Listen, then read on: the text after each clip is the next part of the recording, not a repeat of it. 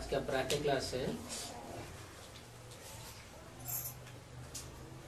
24 जून 1968।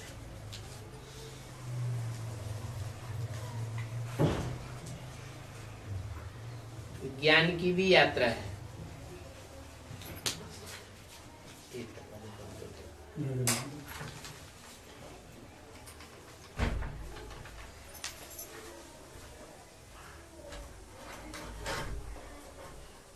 और याद की भी यात्रा है।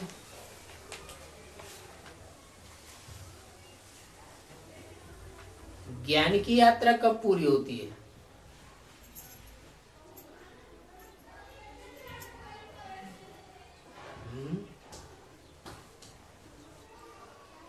और याद की यात्रा कब पूरी होती है?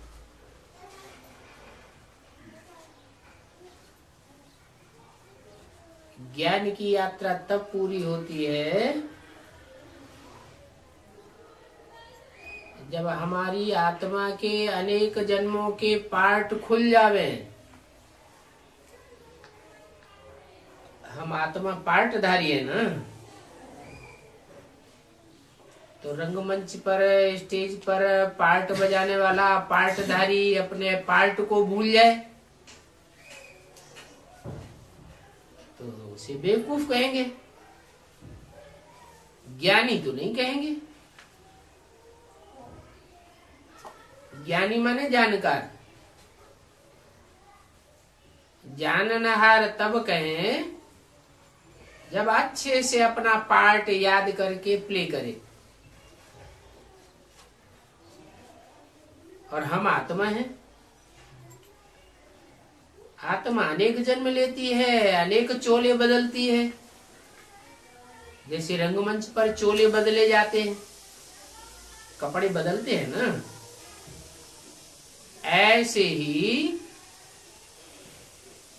हम आत्मा 84 जन्मों में 84 चोले बदलते हैं और पार्ट बजाते हैं। कब कहाँ पार्ट बजाते रहते हैं। तो पार्ट की स्मृति हम आत्मा में आनी चाहिए ना, तो कहेंगे ज्ञान पूरा हुआ, यात्रा पूरी हुई। ऐसे याद की भी यात्रा है।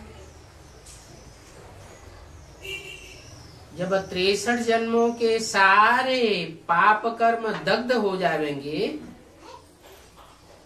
भस्म हो जाएंगे याद की यात्रा से, तो हमको याद करने में तकलीफ होगी। फिर आत्मिक स्थिति में स्थित होने में कोई तकलीफ होगी ना? नहीं होगी। क्यों? अभी तकलीफ इसलिए होती है कि 63 जन्मों का जो हिसाब किताब जुड़ा हुआ है वो रील में घूम रहा है।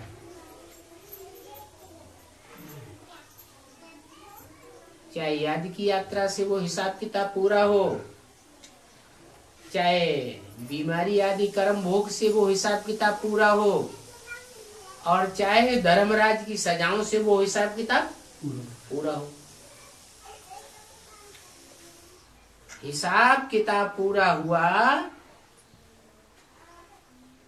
63 जन्मों का, तो आत्मा अपनी जगह स्थिर हो जाएगी, स्मृति पक्की हो जाएगी। ये है याद की यात्रा पूरी हुई। तब हम अपने को कहाँ महसूस करेंगे? आत्मिक स्थिति में रहने वाला इस 5 तत्वों की दुनिया से परे अपने को महसूस करेगा, मूल वतन में महसूस करेगा। सदैव अव्यक्त स्टेज बनी रहेगी।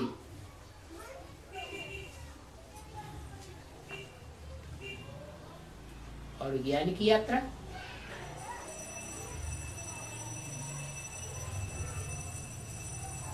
वो है वैकुंठ वतन की यात्रा। मनन चिंतन मंथन बुद्धि में चलता है नई दुनिया का, तो ज्ञान की यात्रा कहेंगे, याद की यात्रा कहेंगे? क्या कहेंगे? ज्ञान की यात्रा कहेंगे। तो गोया तुम दोनों यात्राओं पर हो।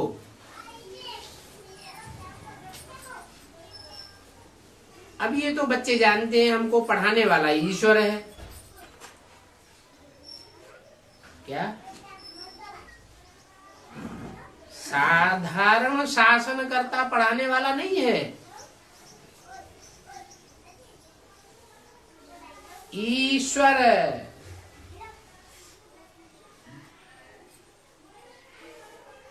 ईश माने शासन करने वाला, वर माने श्रेष्ठ। दुनिया में जितने भी शासन करने वाले शासन करता हुए हैं, उन सब में श्रेष्ठ शासन करता है।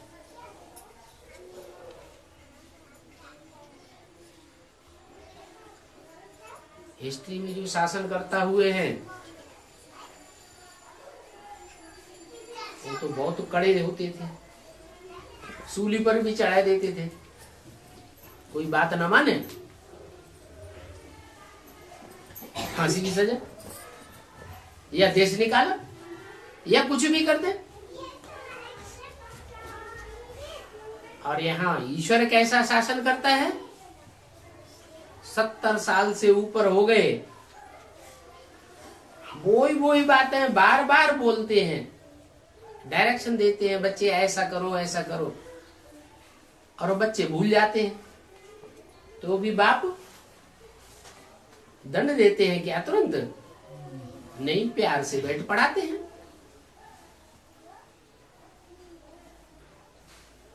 तो हमको पढ़ाने वाला श्रेष्ठ ते श्रेष्ठ शासन करता है, उसको ईश्वर कहा जाता है। उस ईश्वर की तुमको अभी मत मिलती है।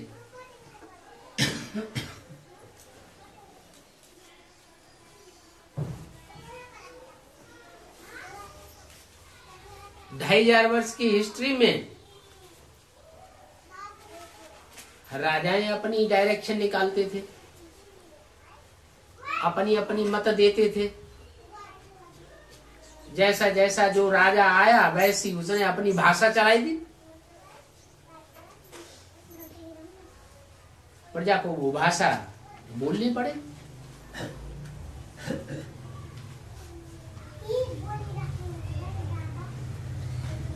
तो अभी तुमको ईश्वरीय मत मिलती है, श्रेष्ठ ते श्रेष्ठ मत है। बाद में अर्थात पीछे तुमको मिलेगी कौन सी मत है?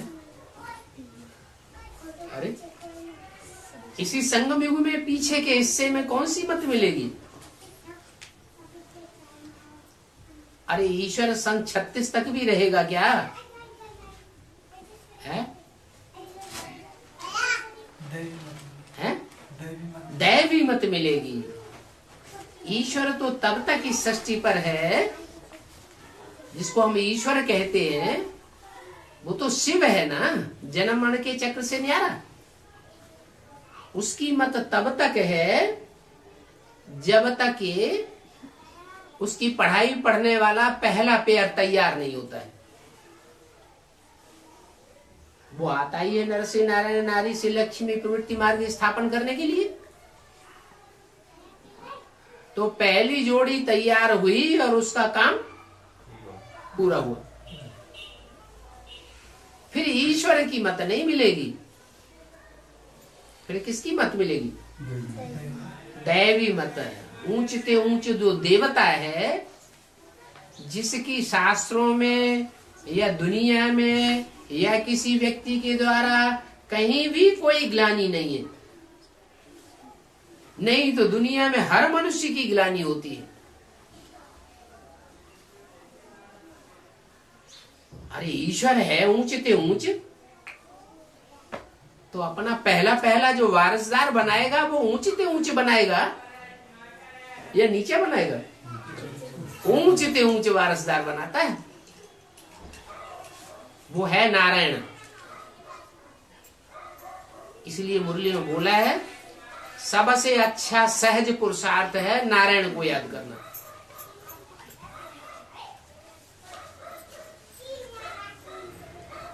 क्यों?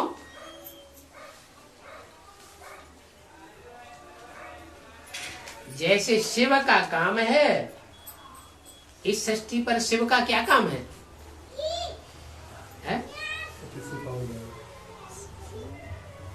उसके लिए क्या करता है? पतित से पावन बनाने वाली बात तो बाद में।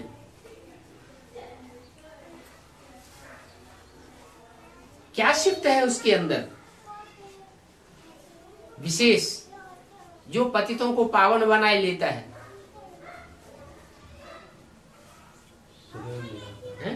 सदैव निराकार, वो तो है, सदैव निराकार तो है, पढ़ाई पढ़ाता है, उसके पास और कोई प्रॉपर्टी नहीं है। क्या है? तीनों काल का ज्ञान है, तो ज्ञान देता है, सत्य ज्ञान सृष्टि का। और उस ज्ञान को लेने वाला जो है अव्वल नंबर निकलता है, उसका नाम पड़ता है शास्त्रों में काम के आधार पर। क्या नाम पड़ता है? नार आयन। नार माने जल, आयन माना घर। नेपाली लोगों को तो ज्यादा पक्का हो जाना चाहिए, क्योंकि यहाँ तो यादगार बनी हुई है। क्या तालाब बनाया हुआ है, उसमें क्षीर सागर में नारायण आराम से लेटा हुआ है। कहाँ घर है उनका? है ज्ञान जल में ही उनका घर है।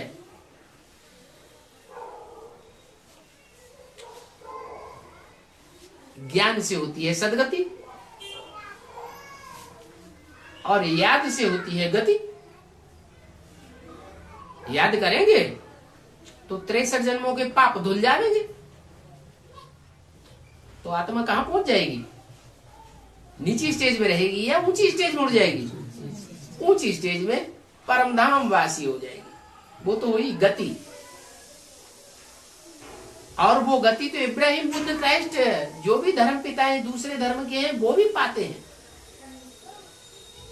लेकिन वो क्या नहीं पाते? सदगति नहीं पाते।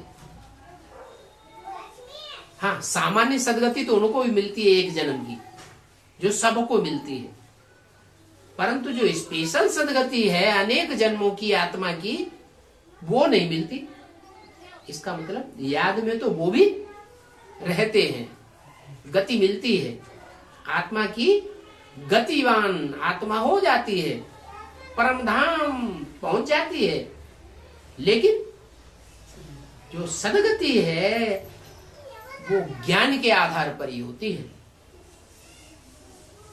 बिना ज्ञान के सदगति नहीं हो सकती, और गति नहीं होगी तो सदगति भी नहीं होगी। इसलिए शास्त्रों में लिख दिया, हरिते ज्ञान न मुक्ति। बिना ज्ञान के न मुक्ति हो सकती है, न जीवन मुक्ति हो सकती है। परमधामवासी भी आत्मा तब बनेगी जब अपने घर को पहचानेगी, अपने घर में रहने वाले बाप को पहचानेगी। तो ज्ञान तो चाहिए ना, गति के लिए भी ज्ञान चाहिए और सदगति के लिए भी ज्ञान चाहिए। तो पीछे तुमको मिलेगी दैवी मत, और अभी मिलती है ईश्वरीय मत।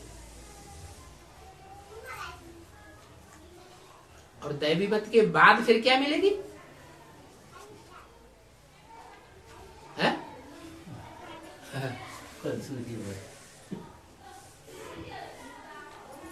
अगर देवताओं की मत के बाद भी कहीं अटक गए और दैवी मत से बिछुड़ गए, तो फिर कौन सी मत मिलेगी? आसुरी मत मिलती। वो द्वापर युग से उधर ब्राट्रा में मिलती है, और यहाँ संगम युग की शूटिंग में भी अगर पढ़ाई पढ़ते पढ़ते माया ने हिला दिया अंत समय में, तो अंत मते सुगते हो जाएगी। ये बात भी किसी को सीधा सीधा कहो ये आसुरी मत है तो बिगड़ जाते हैं।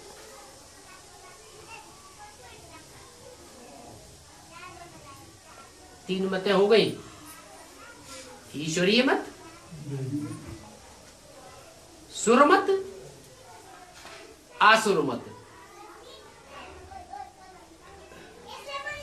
ऊंचते ऊंच ईश्वरीय मत।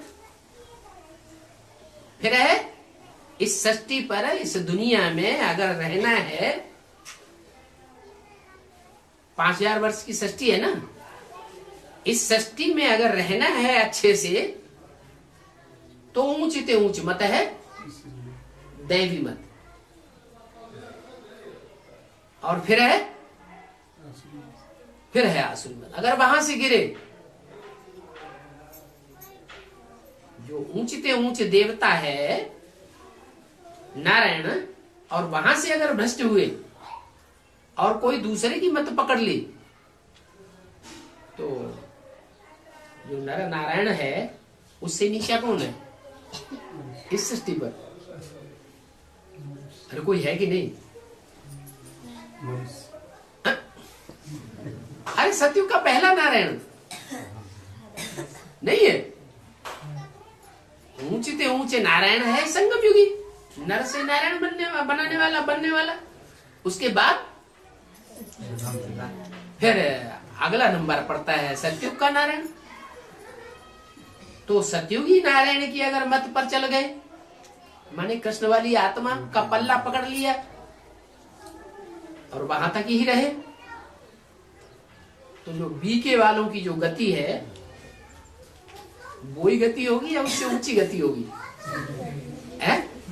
वो ही गति। फिर बीके वालों में भी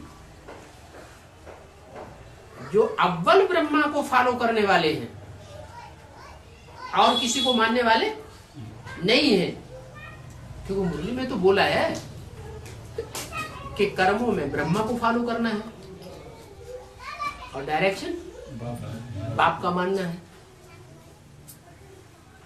तो मूल बात क्या हुई? कोई डायरेक्शन बाप का माने, हाँ बात तो सही है, बाबा की बात सही है, माने, जाने भी, समझे भी, दूसरों को समझाए भी, लेकिन फिर प्रैक्टिकल जीवन में चले नहीं। तो नहीं चला तो रिजल्ट क्या होगा?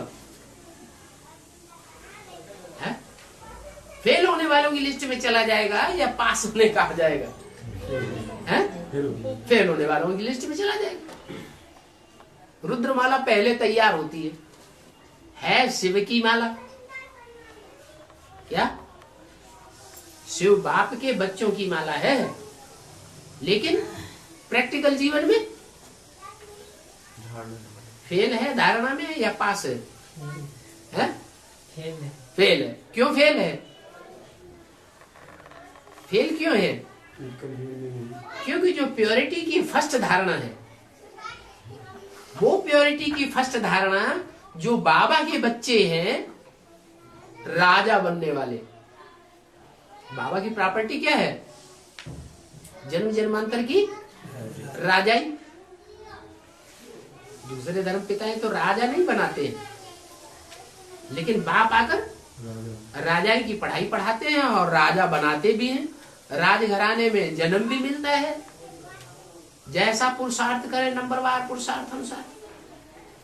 तो जन्म तो मिला, राजा तो बने, लेकिन अंजाम अंत में राजाओं का क्या होता है? कलयुग में आकर क्या होता है? यूनिटी में रहते हैं या डिसयूनिटी हो जाती है? क्यों? प्योरिटी खंडन कर लेते हैं, प्योरिटी में रह नहीं पाते, इम्प्योरिटी में आ जाते हैं और यूनिटी तोड़ते रहते हैं, निर्धन के बन जाते हैं। तो जो निर्धन के बन गए उनका अंजाम ये हुआ कि सबसे नीचे गिरते हैं। क्या सबसे जास्ती नीचे वो गिर जाते हैं। तो ईश्वरीय ज्ञान तो लिया, लेकिन प्रैक्टिकल जीवन में धारण नहीं की। हाँ, इतना है कि ईश्वर के बच्चे बनते हैं तो उनको घाटा नहीं होगा। क्यों? इसलिए घाटा नहीं होगा कि ईश्वर जो आकर के प्रवृत्ति मार्ग की स्थापना करके जाता है, और जो धर्म पिताएं हैं वो सब निवृत्ति मार्ग वाले हैं। क्या? प्रवृत्ति मार्ग वाले नहीं है। अच्छा, ब्रह्मा कौन से धर्म की स्थापना करता है? ब्राह्मण धर्म की स्थापना करता है। जो ब्राह्मण धर्म ब्रह्मा के द्वारा स्थापन हुआ उसे प्रवृत्ति मार्ग वाला कहेंगे? प्रवृत्ति मार्ग वाला तो दिखाई नहीं पड़ता। प्रवृत्ति मार्ग वाला ब्रह्मा भी नहीं है, और इब्राहिम, बुद्ध, क्राइस्ट को तो बात छोड़ो। जब ब्रह्मा ही प्रवृत्ति मार्ग वाला नहीं है और बाप प्रवृत्ति मार्ग स्थापन करके जाते हैं, तो जो ज्ञानी आत्माएं हैं, रुद्रमाला के मणके हैं, वो कन्विंस कर लेते हैं। किनको? जो ब्रह्मा के पक्के पक्के फॉलोअर हैं, पवित्रता को प्रैक्टिकल जीवन में अपनाने वाले हैं, भले प्रवृत्ति में नहीं है। सारी ब्रह्मा कुमारियां सन्यासी हैं, यह प्रवृत्ति में है। प्रैक्टिकल जीवन क्या कहता है? सन्यासी है। तो उन सन्यासियों में पावर है या नहीं है? प्योरिटी की पावर तो है। दुनिया के सारे काम प्योरिटी से होते हैं। अब उन्हें प्योरिटी की सच्ची परिभाषा नहीं मालूम है, अंधे हैं। तो एक कहानी बनी हुई है अंधे और लंगड़े की। रुद्रमाला के बच्चे जो बाप के बच्चे हैं, तो वो प्योरिटी के लंगड़े हैं, और जो ब्रह्मा के बच्चे हैं वो ज्ञान के अंधे, फर्स्ट क्लास बच्चे हैं, फर्स्ट क्लास, लेकिन आंखों के अंधे हैं। तो दोनों का मेल कराए देते हैं। शिव बाबा की युक्ति क्या है? दोनों का, भले रुद्रमाला पहले तैयार होती है, सफल नहीं होती है, लेकिन दोनों का मेल कराए देने से क्या होता है कि लंगड़ा जो है वो अंधे का सहयोग ले लेता है, अंधा लंगड़े का सहयोग ले लेता है। लंगड़ा चल ही तो नहीं सकता प्योरिटी में, लेकिन रास्ता तो बता सकता है। और अंधा देख ही तो नहीं सकता, लेकिन सारा वजन जो लंगड़ा है उसका उठा तो सकता है। तो सारा वजन वो ब्रह्मा को फॉलो करने वाले जो फर्स्ट क्लास है, विजयमाला के मणके, ऐसे तो ब्रह्मा को फॉलो करने वाले इस्लामी बौद्धिक क्रिश्चियन भी हैं, बीके में बहुत भरे पड़े हैं, लेकिन वो फर्स्ट क्लास फॉलोअर ब्रह्मा के नहीं है। तो जो फर्स्ट क्लास फॉलोअर है विजयमाला, वो आधार ले लेती है। किसका? ज्ञानियों का।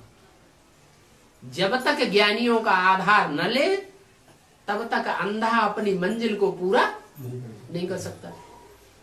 और लंगड़े भी जब तक उन अंधों को सपोर्ट न करें तब तक वो विषय वैतरणी नदी पार नहीं कर सकते। तो ये ड्रामा में नूद है कि दोनों का मेल कराते हैं बाबा और काम सफल हो जाता है। हाँ, इतना अंतर जरूर पड़ता है कि जो ज्ञानी तू आत्मा है वो मुझे विशेष प्रिय है, ये नहीं कहा पवित्र आत्मा मुझे विशेष प्रिय है। क्या? प्योरिटी की तो बड़ी महिमा है। प्योरिटी के बगैर दुनिया में कोई काम होता ही नहीं। अभी भी जो दुनिया चल रही है वो किस बात के आधार पर चल रही है? अभी भी कहीं न कहीं प्योरिटी है तो दुनिया चल रही है। अच्छा चलो दुनिया की बात छोड़ो, ब्राह्मणों का बेसिक संगठन कैसे चल रहा है?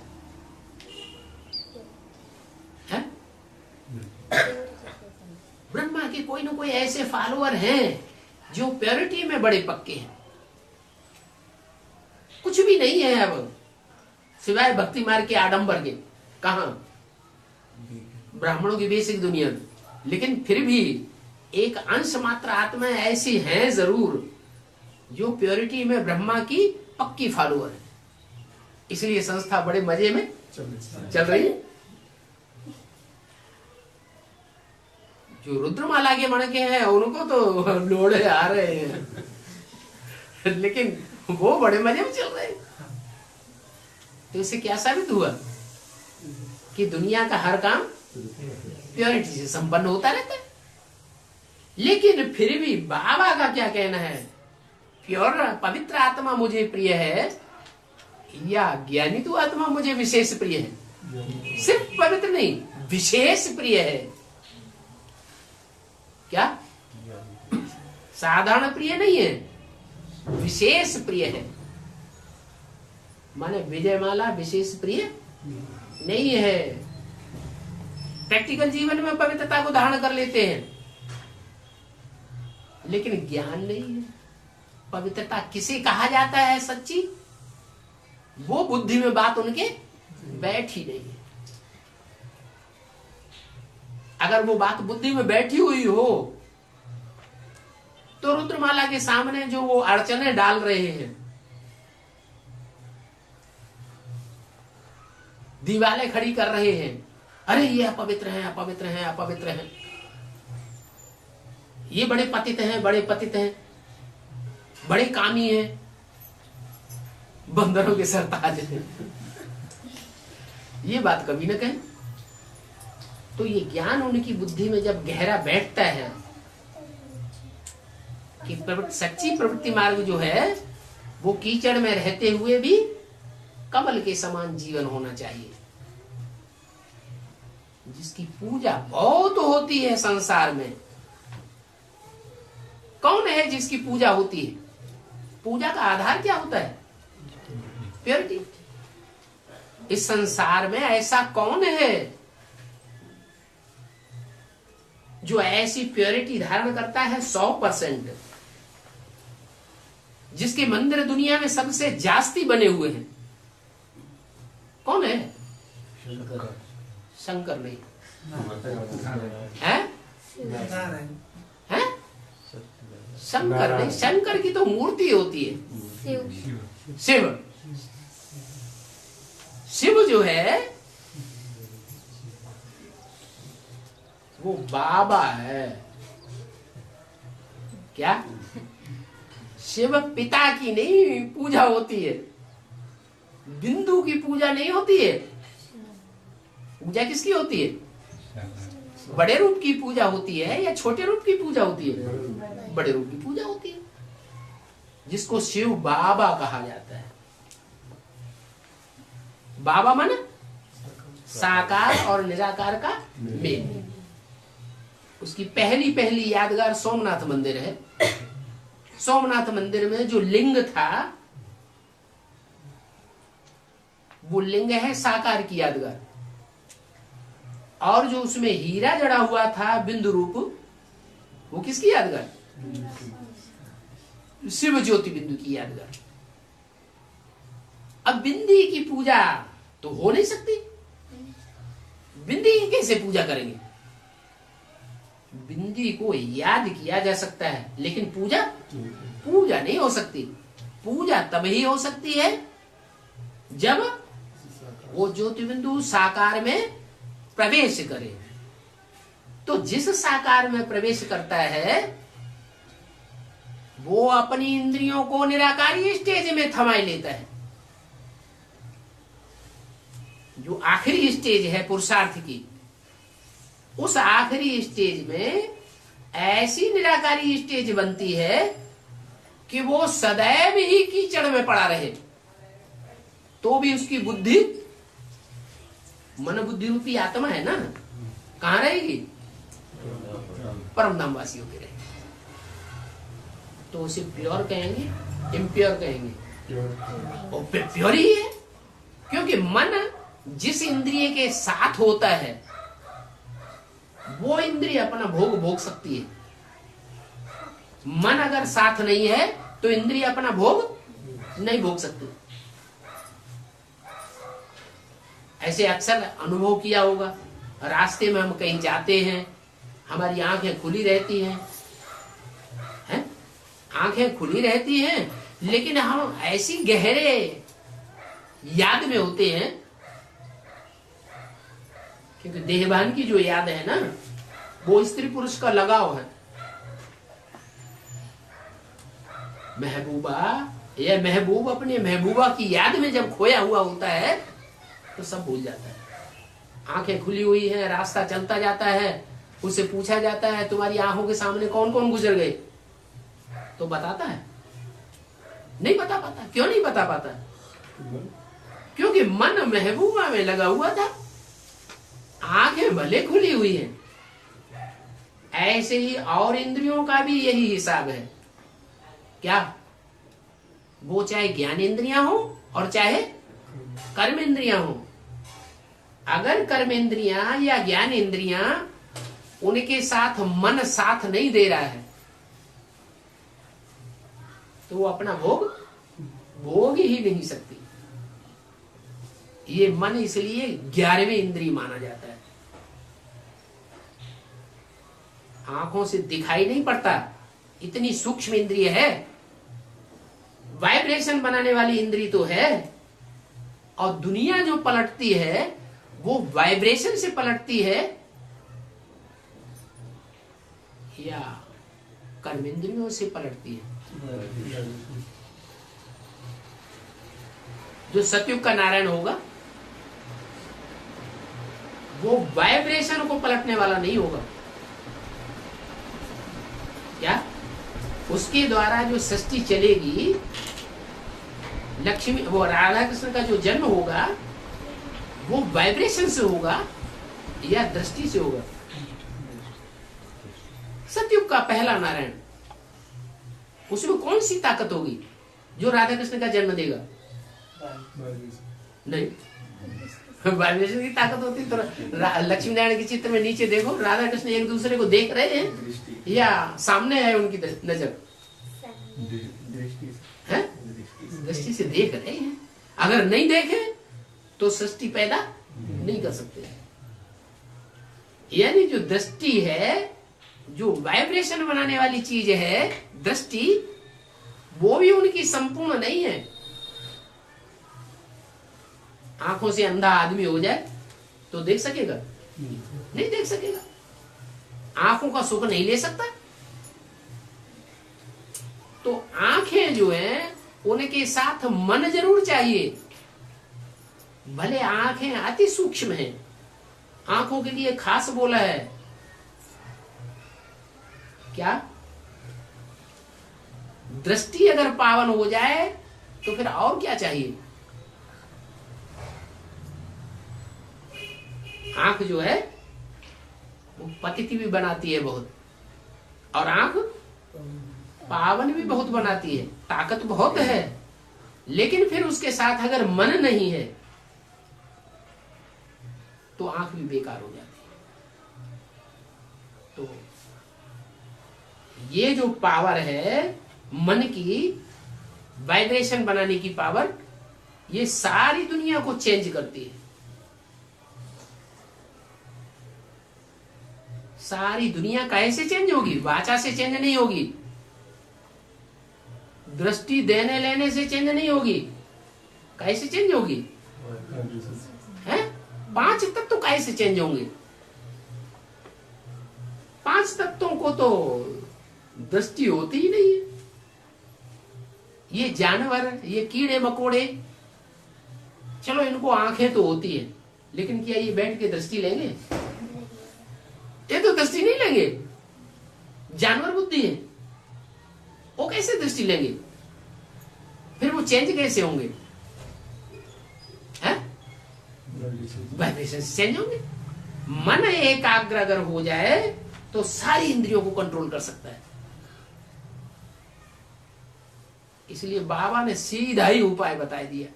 क्या? उल्टा पलटा लटकने की जरूरत नहीं है हठ योगियों की तरह। एक टांग पर खड़े होने की जरूरत नहीं है, उल्टा लटकने की जरूरत नहीं है। हठ योगी क्या करते रहे? शरीर की इंद्रियों को कंट्रोल करते रहे, आसन लगाते रहे, प्राणायाम कराते रहे, या उन्होंने मन को कंट्रोल करना सिखाया? वो मन बुद्धि का रूप ही नहीं जानते। मन बुद्धि का जो रूप है वो बाप ने आकर के बताया। मन बुद्धि को ही आत्मा कहा जाता है। बाप ने बताया ये मन बुद्धि जो है वो तुम्हारी ज्योति बिंदु है, आत्मा है। गीता में उसके लिए बोला अणु अणियान समनुस्मरेति है। अणु से भी अणु रूप है। मन बहुत सूक्ष्म है। तो मन बुद्धि की जो पावर है उसको अगर एकाग्र कर लिया जाए तो वाइब्रेशन की पावर आ जाती है। ऐसी पावर आ जाती है कि आदमी अगर उस स्थिति में टिक जाए तो संकल्प मात्र किया और काम सिद्ध हुआ। उसको कहते हैं संकल्प सिद्धि। क्या की सिद्धि? संकल्पों की भी सिद्धि हो जाती है। कोई काम हो दुनिया का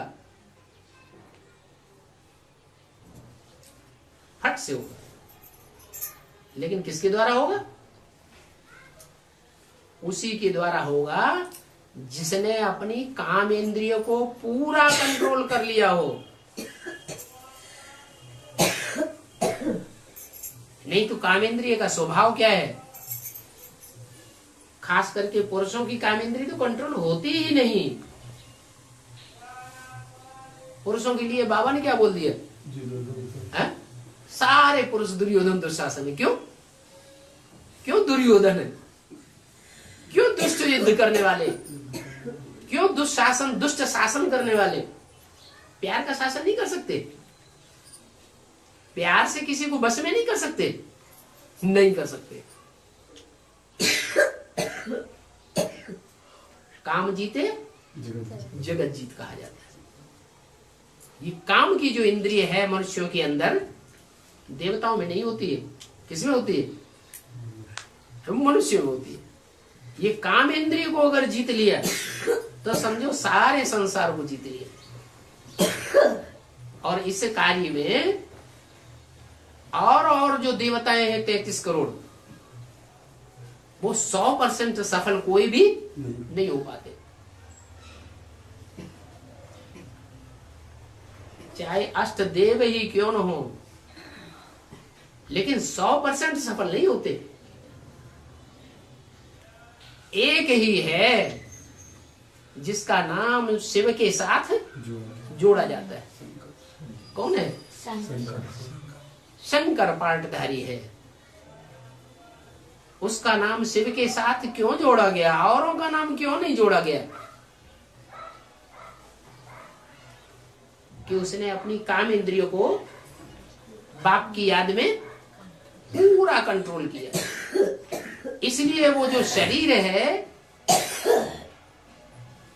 उसकी मूर्ति तो नहीं बनाई गई।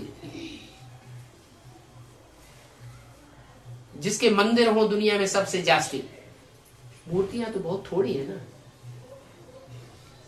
मूर्तियों के मंदिर थोड़े हैं या लिंग के मंदिर ज्यादा हैं? लिंग के मंदिर ढेर सारे हैं, विदेशों में भी मिल रहे हैं। मूर्तियां, शंकर की मूर्ति के मंदिर बहुत कम है।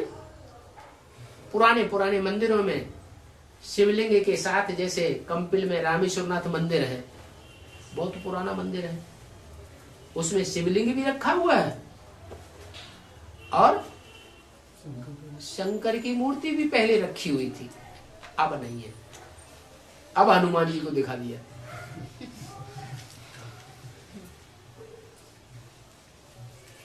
तो पहले पहले जो प्राचीन मंदिर थे उनमें शिव के साथ शंकर की मूर्ति भी रखी जाती थी। अभी भी कहीं कहीं ऐसे मंदिर हैं। इससे क्या साबित होता है कि शिव की जो स्टेज है, प्रैक्टिकल स्टेज, वो संपन्न पुरुषार्थ की स्टेज है। और शंकर जो याद में बैठा हुआ है,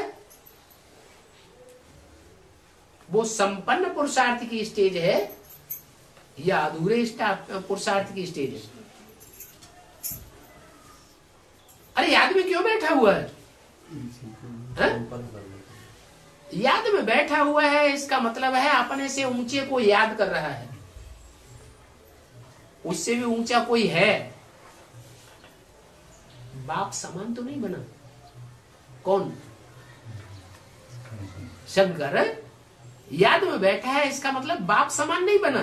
बाप समान जब बन जाए तो नारायण नाम संसार में प्रत्यक्ष हो जाता है। इसलिए बोला कि शिव बाबा को याद करना फिर भी कठिन है। बहुत से लोग कहते हैं हमें बाबा का चेहरा ही भूल जाता है। अरे आंखों से देखी हुई चीज कैसे भूल जाती है? क्यों भूल जाती है? 63 जन्मों का हिसाब किताब है ही नहीं। 63 जन्मों में जो आत्माएं ज्यादा संसर्ग संपर्क में आई होंगी, संबंध में आई होंगी, उनको ज्यादा याद रहेगा, या जो संपर्क संबंध में आई नहीं होंगी उनको ज्यादा याद रहेगा? है? जो ज्यादा संपर्क संबंध में आई है, संबंध में आई है, तो उनको जरूर याद रहेगा। तो ये हिसाब किताब है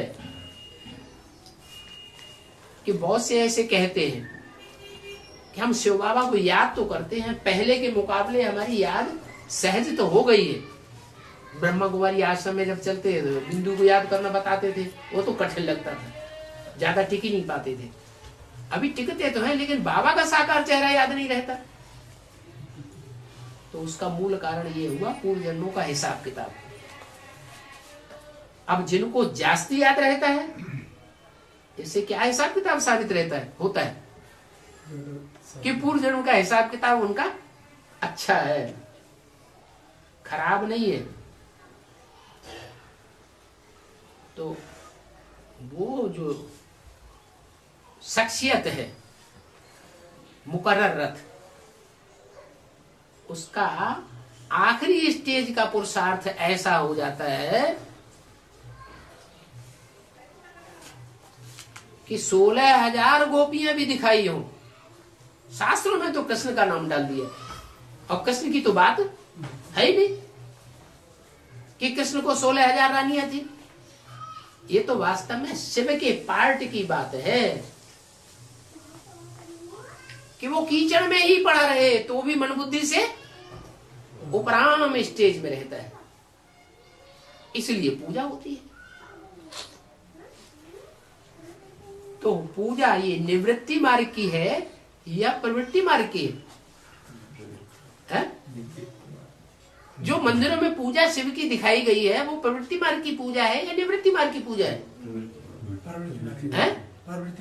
प्रवृत्ति मार्ग की पूजा है। फर्स्ट क्लास प्रवृत्ति मार्ग की पूजा है।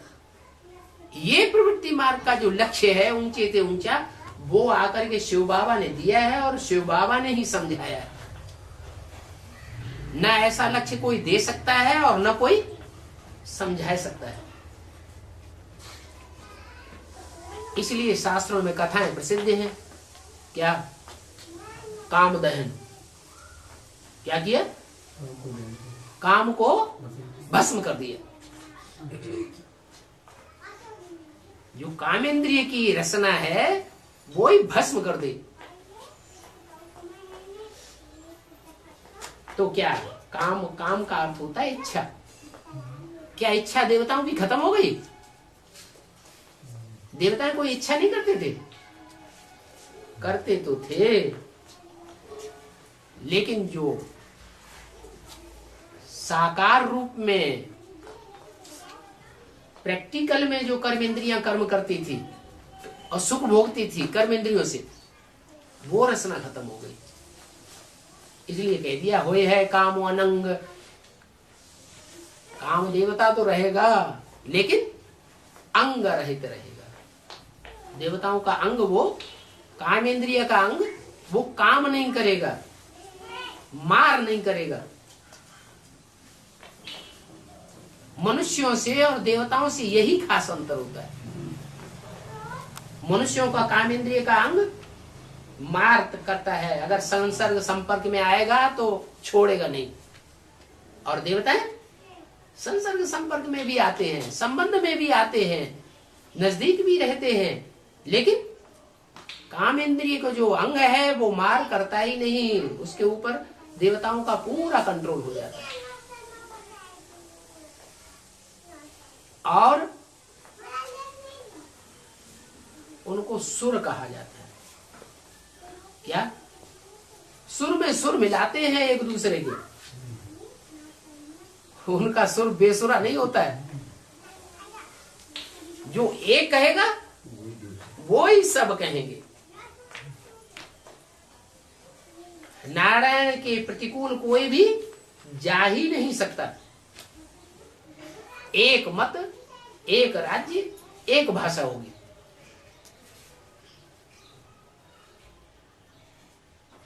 तो बताया कि श्रेष्ठ ते श्रेष्ठ है मत ईश्वर की। और वो ईश्वर जो है वो भी साकार में आके मत देता है या बिंदी बन के मत देता है? साकार में आके मत देता है। भले साकार का पुरुषार्थ पूरा हुआ हो या न हुआ हो तो भी मत देता है। लेकिन जो दैवीय मत है श्रेष्ठ ते श्रेष्ठ, उसमें शिव नहीं होता, ईश्वर गॉड फादर नहीं होता। तो सबसे पीछे की मत है आसुरी मत। परंतु किसी को अगर ये कहेंगे तुम्हारी आसुरी मत है तो बिगड़ जाएंगे। देवता तो कोई बना ही नहीं है जो कहे दैवी मत। और पांडवों को तो गुप्त ही चलना है। क्या कि प्रत्यक्ष हो जाए तो भी चलेगा? है? चलेगा कि नहीं चलेगा? चलेगा तो, लेकिन थोड़ा कठिन हो जाएगा। अगर गुप्त चलते रहेंगे तो सहज रहेगा। जितना ज्यादा अपने को प्रत्यक्ष करेंगे, मान मर्तबा में आकर के कोई प्रत्यक्ष कर देते हैं ना, उतना कठिनाई बढ़ती चली जाएगी। तो अंत तक पांडवों को तो गुप्त ही पार्ट बजाना है, नहीं तो बिगड़ पड़ेंगे। जो पांडव हैं वो सीधा सीधा किसी को ना कहे कि हम पांडव हैं तुम कौरव हो। हम डायरेक्ट पंडे के बच्चे हैं, हमको पंडा बाप मिला है, सही रास्ता बताने वाला, सही ठिकाने पर जो ऊंचते ऊंचे तीर्थ स्थान है उस स्थान पर ले जाने वाला हमको पंडा बाप हमें मिला हुआ है, तुमको नहीं मिला हुआ है। तुम कौरव हो, हम पांडव हो। अरे तुम पांडव बने रहो, लेकिन मुख से बोलने की, प्रत्यक्ष करने की दरकार क्या है? गुप्त रखेंगे तो नहीं चलेगा और अच्छा चलेगा। तो किसी को बिगड़ने का मौका हम क्यों दें? ऐसा तो कोई नहीं चाहता कि हमारा कौरवों का और यादवों का पार्ट हो, हमारा असुरों का पार्ट हो। कोई चाहता है? सब चाहते हैं कि हम भी देवता बने, स्वर्ग में जाएं। स्वर्ग के नाम से ही, पैराडाइज के नाम से ही लाट टपकती है।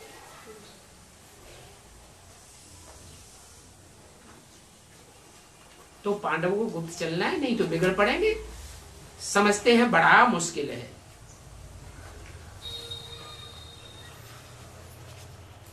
तो बाबा कहते हैं कोशिश करके पहले पहले बात बतानी चाहिए बाप की समझाने की। क्या अपने को प्रत्यक्ष नहीं करना चाहिए कि हम पांडव हैं, हम गॉड फादर के बच्चे हैं? डायरेक्ट क्या कहना चाहिए? पहले बाप का परिचय दो। बाप का परिचय जब देंगे तो शख्सियत बतानी पड़ेगी या नहीं बतानी पड़ेगी? पर्सनालिटी बतानी पड़ेगी ना। पर्सनालिटी को सिद्ध करना पड़ेगा कि वो पर्सनालिटी कौन है जिसको हिंदू, मुसलमान, सिख, ईसाई सब आदम एडम के रूप में मानते हैं। सृष्टि का पहला पुरुष सब मानते हैं। ये साबित करना है कि ये सृष्टि का पहला पुरुष है। 5000 वर्ष पहले भी ये प्रत्यक्ष हुआ था। भगवान गॉड फादर ने ही आकर के उसको प्रत्यक्ष किया था, और अभी भी भगवान आकर के उसकी पहचान हमको दे रहा है। अगर ये बात तुमने समझा ली तो फिर सर्वव्यापी की बात उड़ जाएगी। सारी दुनिया इसी बात में भूली हुई है। किस बात में? समझते हैं भगवान सर्वव्यापी है, कहीं नहीं मिला दुनिया में, तो क्या कहने लगे? हर जगह मौजूद है, जर्रे जर्रे में। बाप की समझाने से तो मनुष्यों की बुद्धि खुल जानी चाहिए। क्या बाप ने आकर के पहली पहली बात क्या समझाई? बाप शिव बाप, बिंदु बिंदु आत्माओं का बाप, उसने आकर के पहली पहली बात क्या सिद्ध कर दी?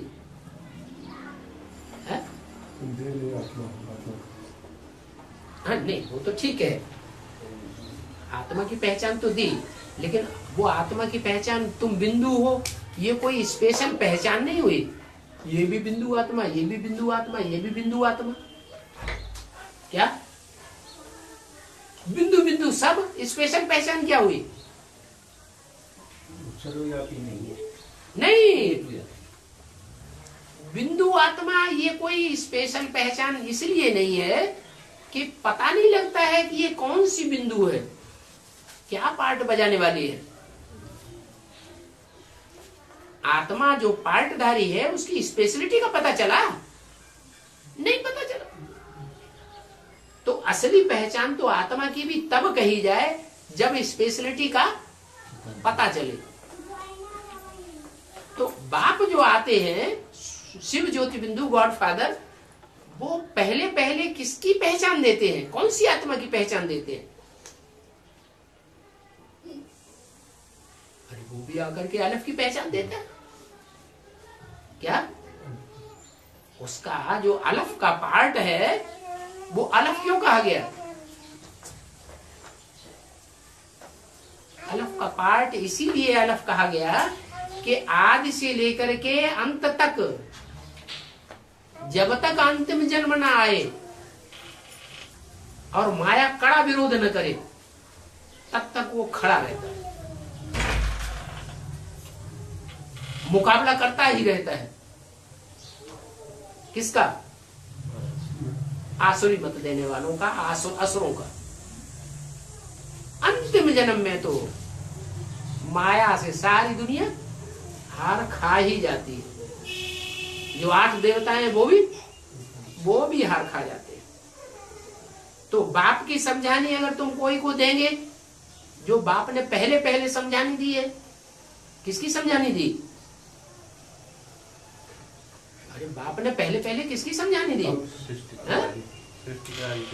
हाँ, आदि पिता की पहचान, अलफ की पहचान दी बाप ने, अलफ की समझानी दी। पहले पहले अलफ समझाओ। तो बाप की पहचान से तो मनुष्यों की आंखें खुल जानी चाहिए, जबकि तुम तो इस बात को सिद्ध करके बतलाते हो। क्या कि अलफ का पार्ट किसका है?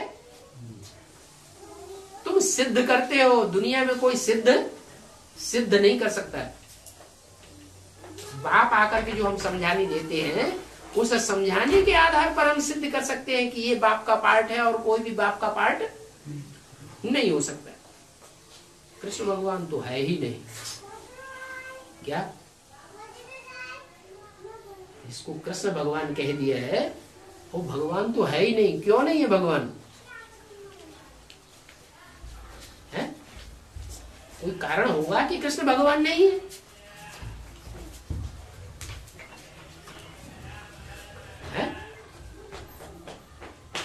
कृष्ण भगवान इसलिए नहीं है कि सारी दुनिया की बुद्धि लगनी चाहिए भगवान में। क्या सारी दुनिया कृष्ण को याद करती है? क्रिश्चियन मुसलमान कृष्ण को याद करते हैं क्या? नहीं करते। लेकिन सारी दुनिया जो है वो अंत समय में, जो भक्ति मार्ग में भी भारतवर्ष में गायन चल रहा है, जब मरते हैं तो अंत समय क्या कहते हैं? राम नाम सत्य। मुसलमान लोग भी राम अल्लाह को मानेंगे, राम जान को। क्या? जो विधर्मियों में सबसे पावरफुल धर्म है दुनिया का, कौन सा धर्म है? इस्लाम धर्म। वो भी राम अल्लाह को मानते हैं, रमजान को मानते हैं। यही नाम क्यों दिया? कृष्ण अल्लाह क्यों नहीं कह दिया है? कृष्ण जान क्यों नहीं कह दिया? क्यों नहीं कह दिया? क्योंकि कृष्ण की आत्मा के द्वारा ये कार्य होता ही नहीं। राम वाली आत्मा के द्वारा ही ये कार्य संपन्न होता है। तो तुम सिर्फ कहते हो शिव भगवान वाच। दुनिया में कोई भी शिव भगवान वाच नहीं कहता, कहेंगे कृष्ण भगवान वाच। और तुम कहते हो कृष्ण भगवान वाच नहीं, शिव भगवान वाच। शिव का नाम कृष्ण के साथ नहीं जोड़ा जाता। किसके साथ जोड़ा जाता है? शिव का नाम शंकर के साथ ही जोड़ा जाता है। और भक्ति मार्ग में भी कहा है, और एक गुप्त मत सबे कहूं कर जोर, शंकर भजन बिना नर भगत की पावे मोर। क्या? अगर शंकर की भक्ति नहीं की तो भगवान की भक्ति पूरी हो ही नहीं सकती। ये भी कहा है, शिवद्रोही मम दास कहावा, सो नर सपने मोह न पावा। जो शिव का द्रोही है वो मेरे को नहीं प्राप्त कर सकता। मेरे को माने किसको? जो भगवान का साकार पार्ट है उसको प्राप्त ही नहीं कर सकता। अगर शिव की ग्लानि करेगा तो तुम सिर्फ कहते हो शिव भगवान वाच। दुनिया में कोई भी कहता ही नहीं है।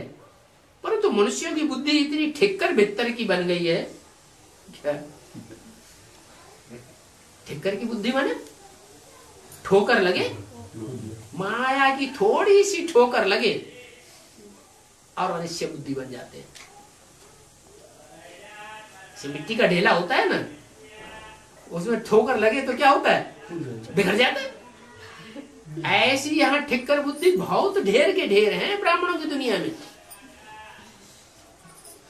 एक छोटी मोटी माया की ठोकर लगती है और बिखर जाते हैं, और उनको भी कहते हैं भगवान समझ करके बैठ जाते हैं।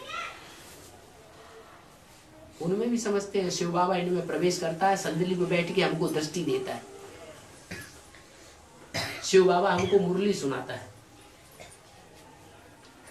इनकी मत पर चलना है। उनको भगवान समझ के बैठ जाते हैं, गुरु सदगुरु मान लेते हैं। भित्तर की बुद्धि है। भित्तर कहा जाता है भीत। भीत माने दीवाल। क्या? कैसी बुद्धि है? जैसे दीवाल होती है, कोई के रास्ते में अड़ के खड़ी हो जाती है। दुनिया की प्रसिद्ध दीवार कौन सी है? चीन की दीवार। क्या? और देश की दीवार नहीं, चीन की दीवार। ये चाइना ऐसा देश है कि अभी तक तो क्रिश्चियंस ने जीत पा ली होती सारी दुनिया के ऊपर, लेकिन दीवार बन के खड़ी हो गई। माया भी ऐसी ही। कैसी? कि भगवान की पहचान के रास्ते में दीवार बन के खड़ी हो जाती है। न खुद समझती है, न दूसरों को भगवान की पहचान समझने देती है। तो मनुष्यों की बुद्धि ऐसी भीतर की है जो सहज बात भी उनकी बुद्धि में नहीं बैठती। क्या क्या सहज बात कि भगवान एक व्यापी रहे तो फायदा है या सर्वव्यापी रहे तो फायदा है? एक व्यापी रहने से तो याद किया जा सकता है, और सर्वव्यापी होगा तो बुद्धि का हाल क्या होगा? बिखर जाएगी या स्थिर रहेगी, एकाग्र होगी। सोचना चाहिए हमारा प्यार किससे है? एक से प्यार करना सहज है या अनेकों से प्यार करना सहज है? एक ऊंचते ऊंच अगर पहचान में आ जाए तो प्यार ऊंचते ऊंच साबित हो जाएगा। मिट्टी से तो प्यार नहीं होता।